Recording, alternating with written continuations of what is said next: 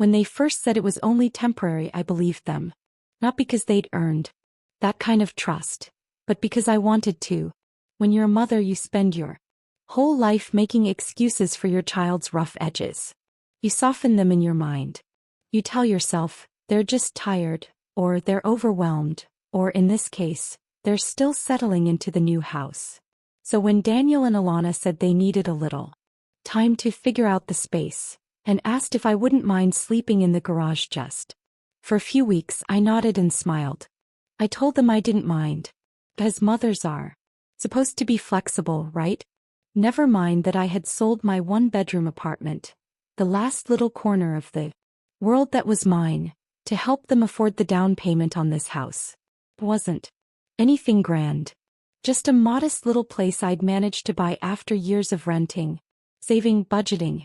When Daniel and Alana said they were tight on funds and couldn't get approved for a decent mortgage, I didn't hesitate. I offered what I had. I told them to take the equity. You're young, I said. You should have a real home. I've lived my life already. Thought it was love. Maybe it was. But I think now it was something else. Too, maybe fear. Fear that if I didn't help, I'd be left behind in more ways than one. So they bought the house. 3 bedrooms, nice yard, open kitchen. Alana cried when they got the keys. Daniel gave me a long hug. And for a little while it felt like family. Stayed in the guest room, helped unpack boxes, ran to the store while they worked. Even cooked dinners those first few weeks. I thought we were creating something together. But little signs started showing up like hairline cracks in plaster. Subtle, quiet, but hard to ignore once you noticed. One day, Alana mentioned the guest room was kind of in the way of her new home office setup. Another day, Daniel suggested they needed more privacy now that they were really settling in. I kept smiling, kept nodding. Then came the conversation. Casual, almost rehearsed. We were thinking, Alana said gently, maybe just for a little while you could use the garage space. We'll put in a heater and everything. Just until we get everything figured out. She said it like it was a favor. Like they were giving me an opportunity. I looked at Daniel. He wouldn't meet my eyes. And I said yes. I said, of course. I don't mind. Because I wanted to be easy. I didn't want to make waves. I didn't want them to think I was ungrateful or needy. That's the strange part. When you've given everything, you somehow feel like you're the one who has to keep proving you're not a burden. They cleared a corner of the garage. Put down an old cot from their college days. Then, mattress, a thrift store rug. They plugged in a little space heater from the back of the closet and left a small folding table for my things. No insulation. No drywall. For cold walls and the scent of cardboard and motor oil. I sat on that cot the first night, wrapped in 2 blankets, looking at the unfinished rafters above me, and told myself this was fine. This was just part of helping them. Just a stepping stone. Temporary. But something in me knew that once people start putting you in corners, figuratively or literally, they rarely invite you back into the center. I didn't say anything to friends. Didn't tell my sister. Kept the smile on. Kept cooking, cleaning, nodding politely when Alana sighed about her stress or Daniel vented about work. I gave them space, kept out of the way. I didn't ask when I could have the guest room back. I just told myself it was better this way. That I was lucky to have a roof at all. But late at night, when the heater clicked off and the cold seeped in through the cracks in the garage door, I'd pull my blanket tighter and stare at the shadows. And I'd wonder, how did I get here? How does a woman who raised a son, worked 40 years, paid her bills and gave away her home, end up on a cot in a garage? The answer doesn't come all at once. It creeps in slowly. Through forgotten thank yous. Through closed doors. Through just for now becoming forever. Through that subtle, cruel thing that happens when people decide you no longer fit into the picture they're painting of their future. But I didn't cry. Not yet. Because I wasn't ready to admit it wasn't temporary. Because mothers are used to being uncomfortable. We're taught to make room. To shrink. To stay quiet. And maybe part of me still believed that if I gave enough, they'd make space for me again. So I stayed. In the garage. Wrapped in borrowed blankets. Listening to muffled laughter. From the house I helped buy. And I told myself I could survive this, because I always had. The hardest part wasn't the cot. Or the cold. Or even the ache in my back that settled in. Each morning like a second skin. The hardest part was the silence. The kind that follows you like a shadow when you realize your presence is more tolerated than welcomed. I started learning how to move like a ghost in the house I helped build. Wake early, long before anyone stirred, just to use the guest bathroom without feeling like I was intruding. I'd wash my face, brush my teeth quickly, and retreat to the garage. Before they noticed I was there. I told myself it was just consideration, but it felt more like exile. Meals were the same. I stopped eating at the kitchen table. There was always this tension in the air when I lingered too long. Alana would glance at her phone, Daniel would get up suddenly to check something in another room. So I started eating in the garage. Crackers. Apples. Sometimes whatever leftovers they let me keep in a small plastic container labeled Mom's. But even that became a negotiation. One afternoon I reached for a yogurt and found the fridge locked. A literal padlock on the door. The pantry door. They didn't say anything. And I didn't ask. I just started buying small things for myself. Nothing fancy, just enough to keep in a little cooler tucked beneath my cot. I told myself this was temporary. But I'd stopped believing it. One day I heard voices, high-pitched and cheerful. Lana had friends over. I stayed in the garage as usual, but the door was cracked slightly open. I didn't mean to listen, but when you're invisible, sometimes all you have are scraps of sound. Someone laughed and I heard a little voice, my grandson Ezra. "Who's that lady in the garage?" he asked. And no one answered him. Not, "That's Grandma." Not, "She lives with us for now." Not anything. Just a silence so loud it made my stomach twist. Later that day I saw Daniel in the kitchen. I smiled and said hello. He nodded but didn't look up from his phone. The boy I once carried through fevers, who used to grip my hand like it was his whole world, couldn't look me in the eye. I went back to the garage, shut the door and sat down. Not because I was tired, but because there was nowhere else to go. That night I found an old notebook in a box and began journaling again. I hadn't written in years. Not since I retired from my job at the manufacturing plant where I handled payroll and accounting for nearly 2 decades. I used to keep everything in tidy rows, numbers that always balanced even when life didn't. I flipped to the back of the notebook and drew a small table, expenses remaining, savings dates. It was rusty at first, but something clicked. For the first time in months, my mind felt awake, focused. It didn't change where I slept or how they treated me, but it gave me something they couldn't touch. And then one evening, while scrolling quietly on my phone, something I rarely did, I stumbled upon a free online course about personal finance. I clicked, hesitated, then signed up. It felt like nothing. But it wasn't. It was the first thing I'd done just for me in a long, long time. I didn't tell Daniel or Alana. I didn't want their comments or raised eyebrows. Kept it to myself, like a seed tucked into a coat pocket.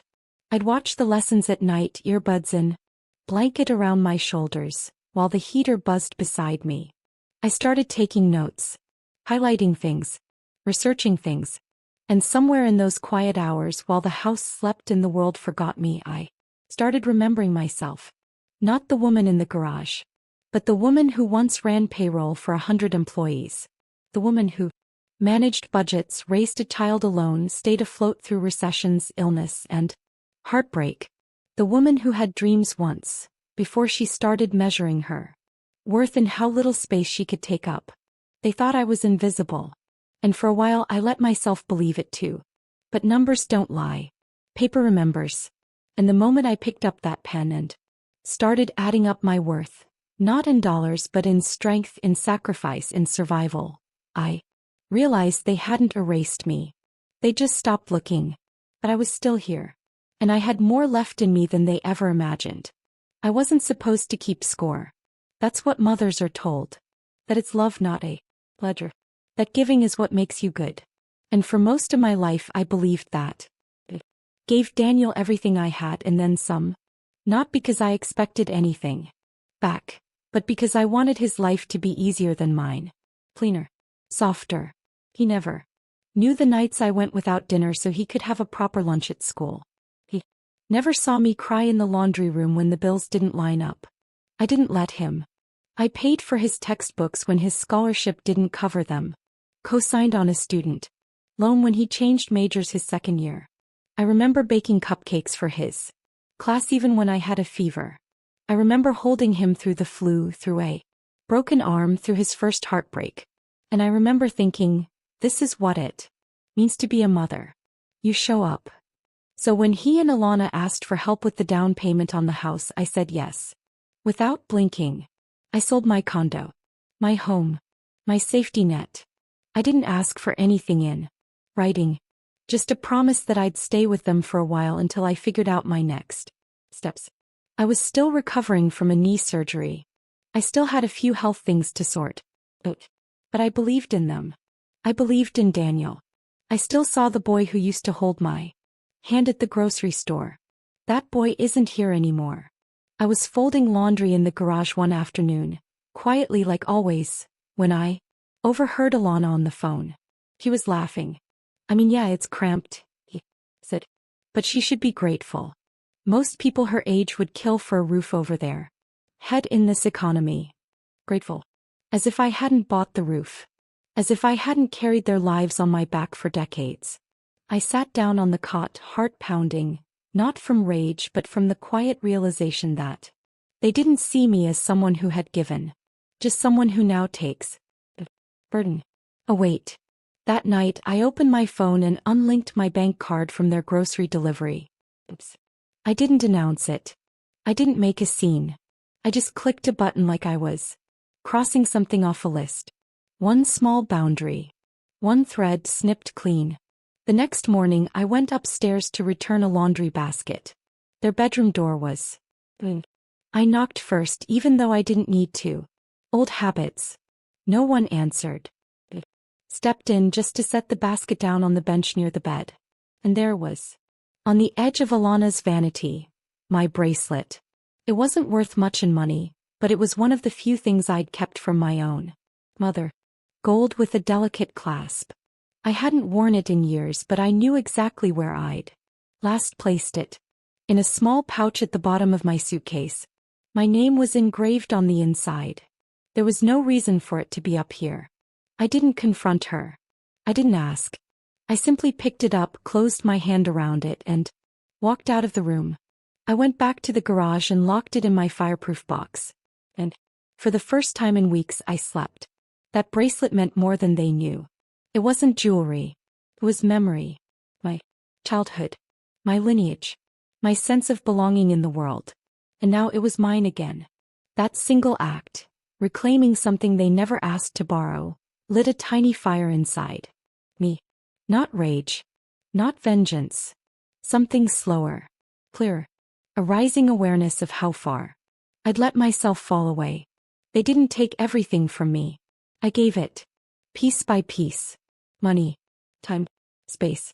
Energy. Dignity. But that night as I turned the bracelet over in my hand, I remembered something I hadn't felt in a long time. Ownership. Not of things. Of self. This wasn't a war. It was a return. And I had just taken the first step home. I don't remember the exact night it started. Just that the silence felt different. Heavier. I was lying on the cot, staring at the garage ceiling, rafters, old paint cans, spiderwebs that no one bothered to sweep. It hit me then. They truly believed I had nothing left to offer. That I was just passing time, wilting in the corner of their lives. A woman who once balanced budgets, managed payroll, and ran a household, now reduced to someone they barely acknowledged. But what they never knew, what they still don't know, is that I didn't stop being me just because they stopped looking. I had my old laptop in a box under the cot. The screen was cracked and it wheezed like it had asthma, but it powered on. And that was enough. I started building a spreadsheet, just for myself at first. I hadn't used formulas in years, but my hands remembered. Muscle memory kicked in like I'd never left. At night, I worked by lantern light, my back sore, the heater buzzing beside me. I found small businesses online. Local bakeries, Etsy shops, side hustles run by mothers who had no idea how to track profit margins. I offered free templates, budget planners, tidy visuals that made their lives easier. No charge, no pitch, just usefulness. They started replying, then recommending.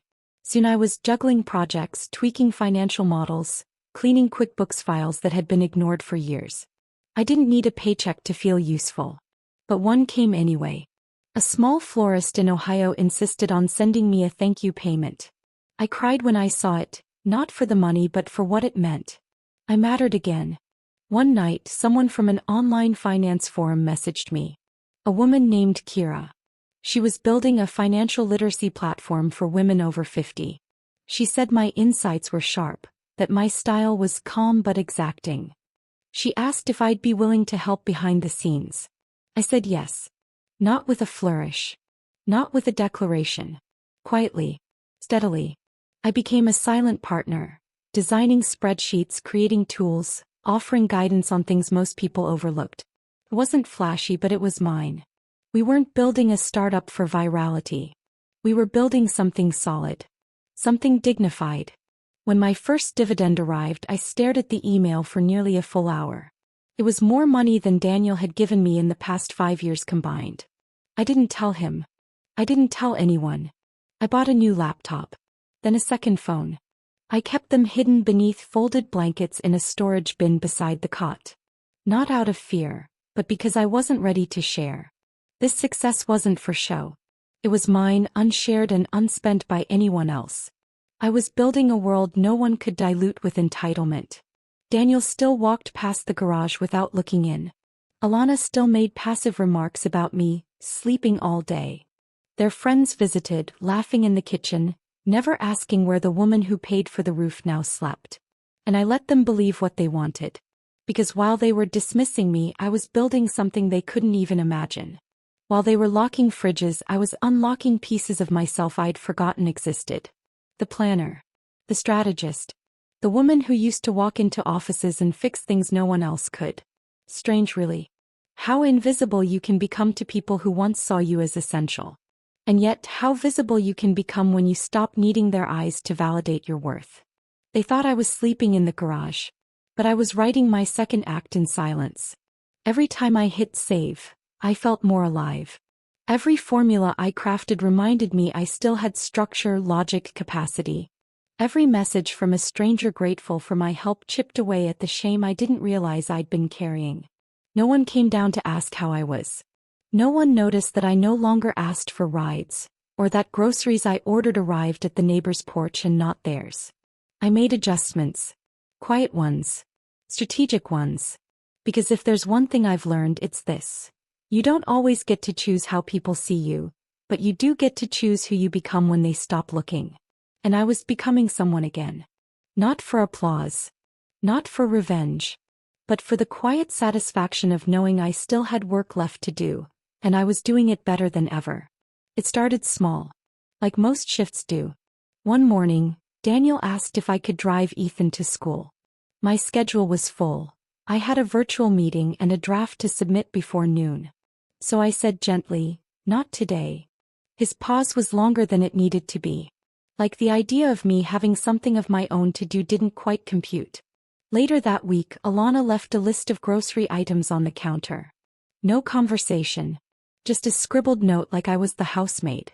I left it there. She brought it up at dinner in that flat, overly sweet voice that always precedes an insult. "Did you forget the eggs? And the almond milk?" I looked up from my bowl and said, "No, I didn't forget." She blinked. "Well, we need them." "I don't." That was the first crack. I stopped saying yes to things I didn't want to do. No more emergency cash transfers when Daniel overdrafted his account. No more late night, "Can you just watch Ethan for an hour" requests. No more baking for school fundraisers I wasn't invited to attend. And the quiet power of that changed everything. Alana confronted me one afternoon, arms crossed, eyes blazing. "You're not doing your part." I took a breath. Let it settle in my chest like a stone dropped in water. This isn't my part anymore. She stood there blinking, not quite sure what to say.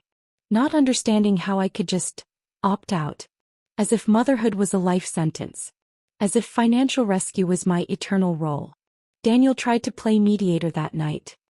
He said things like, "You've been acting different, and we just want harmony in the house." I almost laughed. As if I was the chaos.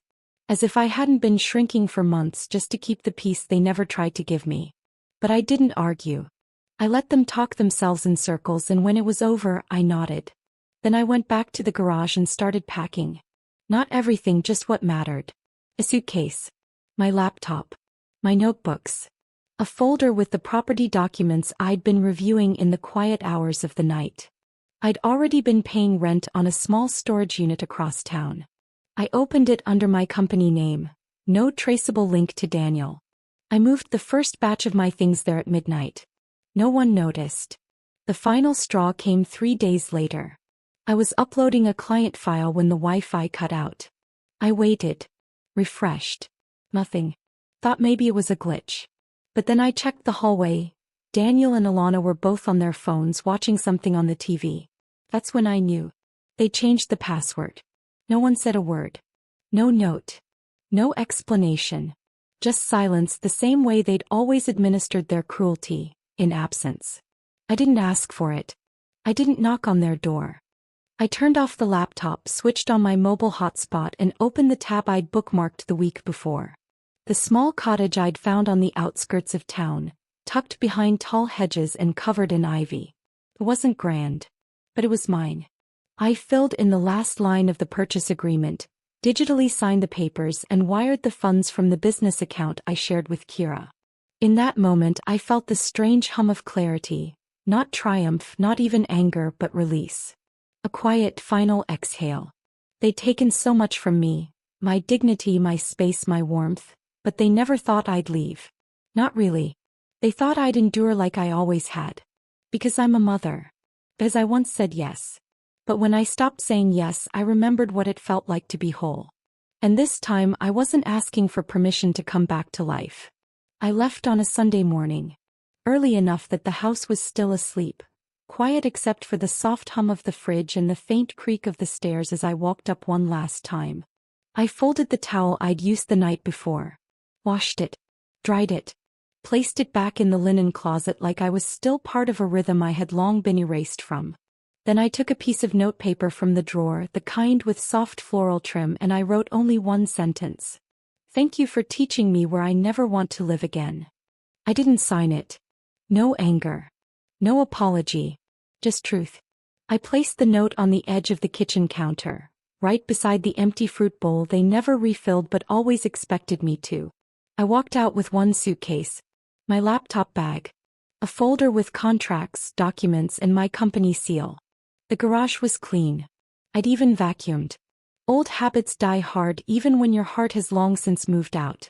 The drive was long but light. A 2-hour stretch out of the suburbs, through winding roads that smelled like eucalyptus and salt. The kind of air you forget exists when you've been breathing only obligation. When I pulled into the driveway of my little bungalow by the coast, I didn't cry. I thought I would, but there was nothing to grieve. Just an unfamiliar quiet. Not the silence of being ignored, but the silence of being safe. The house was modest. Pale yellow with green shutters. A small porch that creaked when I stepped onto it. I unlocked the door and stepped inside, not into someone else's life but into mine. I didn't unpack everything that day. Just the essentials. A kettle. A fresh bar of soap. My journals. I opened the windows, let the sea air come in. It smelled like beginnings. For the first time in a long time I cooked for one. A simple meal. Vegetables. Rice. I sat at a round table with a single place setting and a cloth napkin folded just so. Not because anyone was watching, but because I was watching myself now. A few weeks later, Kira came to visit. My business partner, the one who believed in my spreadsheets before anyone remembered I could do anything useful. She brought lemonade in a glass bottle and a potted herb I'd probably forget to water.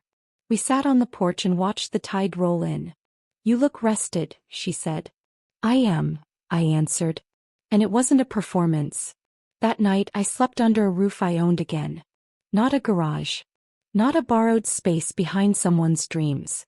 But a home I chose. One where the floor didn't creak from shame, and the air didn't hum with the weight of being unwanted. There were no raised voices. No slammed doors. Just crickets outside and the soft settling of the house as it made space for me. I pulled the blanket up to my chin and lay still, listening. Nothing. No footsteps above. No muffled resentment through thin walls. Just peace. And I realized that peace isn't loud. It doesn't demand anything from you. It simply waits patiently for you to return to yourself. That night I didn't dream about them. I didn't replay the past. I just slept. And when I woke up I didn't wonder what they thought of me. Because for once what I thought of me was enough. It was months later when my name showed up in the local paper. Not splashed across the front page, not in bold letters. Just a quiet column tucked between town announcements and upcoming library events. A human interest piece about financial literacy programs and small grants that were helping women start over. They'd written it with warmth. Nothing dramatic. Just a thoughtful nod to the quiet work happening behind the scenes, and how it had started in a garage, though not in the way anyone would guess. I didn't expect it to reach Daniel and Alana. But I should have known. News travels strangely fast when your name resurfaces in a context no one thought to place you in. A mutual friend of theirs sent a message. "Is this your mother?"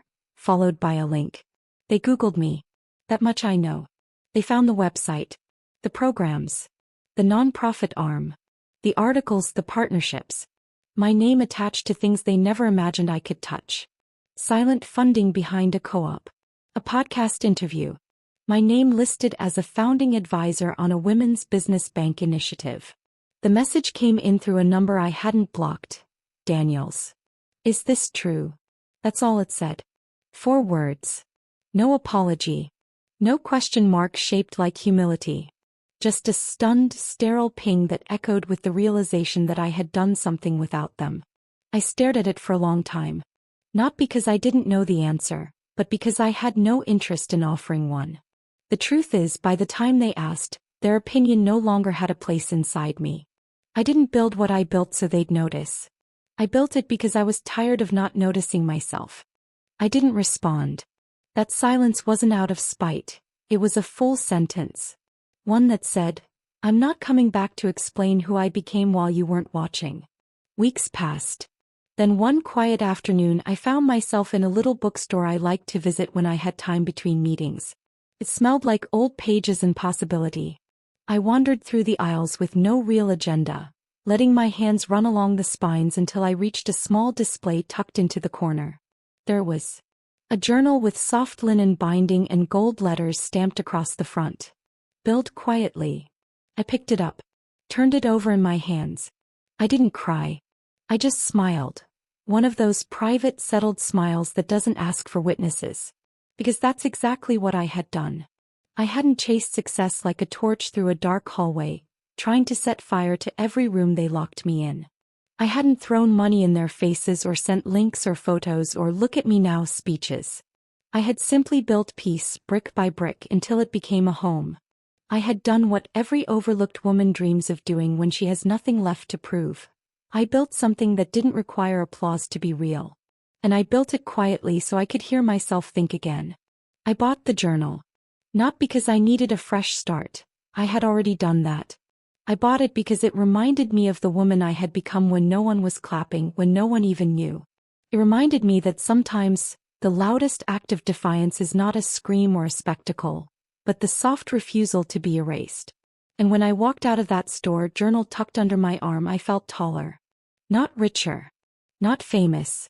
Just whole. Because at the end of it all, I didn't chase wealth to prove them wrong. I built peace to remember I was right,